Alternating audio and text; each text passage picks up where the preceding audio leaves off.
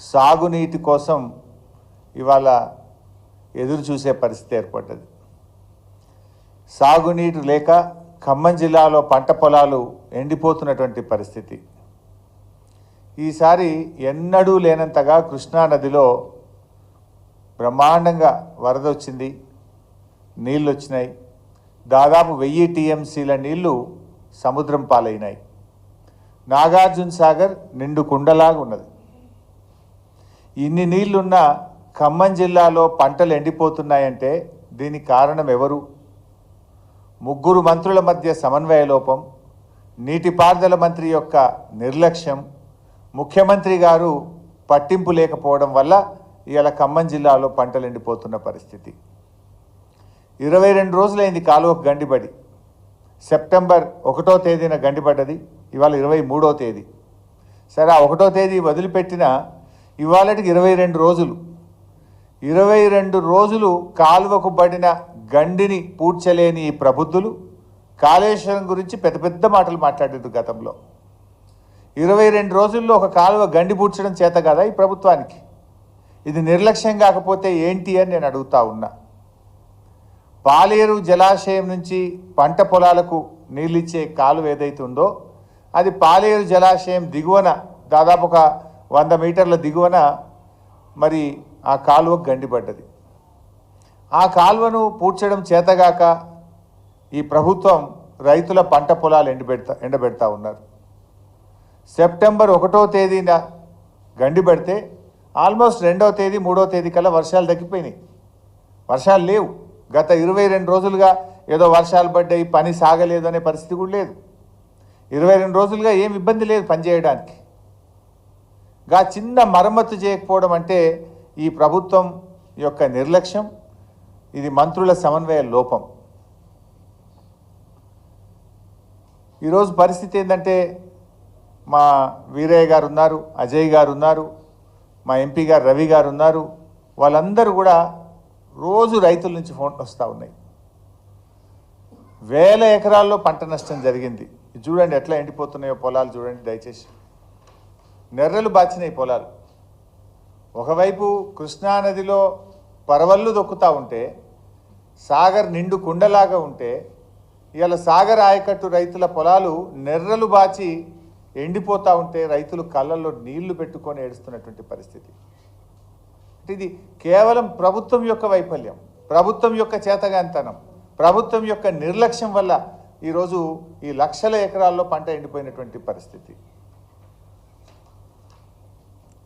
ఇలా పాలేరు నియోజకవర్గం, ఖమ్మం నియోజకవర్గం, వైరా నియోజకవర్గం, సత్తుపల్లి నియోజకవర్గం, మధిర నియోజకవర్గం మొత్తం పంటలు ఎండిపోతున్నటువంటి పరిస్థితి ఉంది.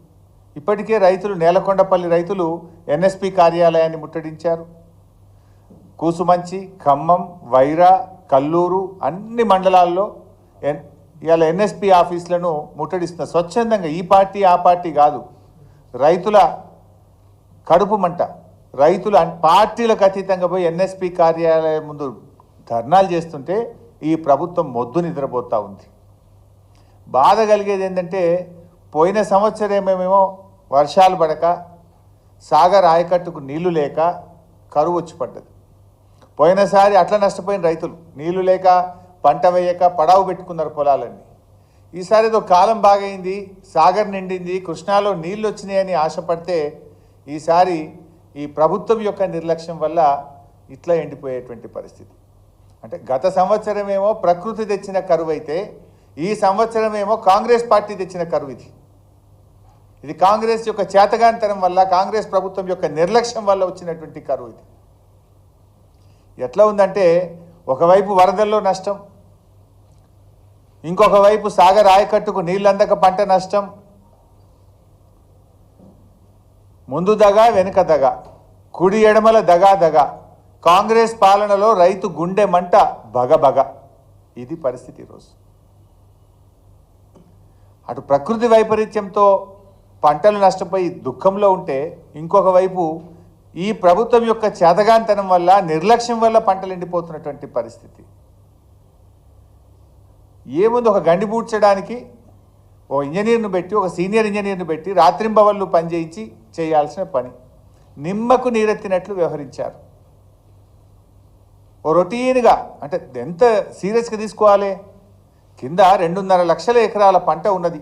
ఆంధ్రప్రదేశ్ది కలుపుకుంటే 3.5 లక్షల ఎకరాల పంట, కొన్ని లక్షల మంది రైతుల జీవితాలు.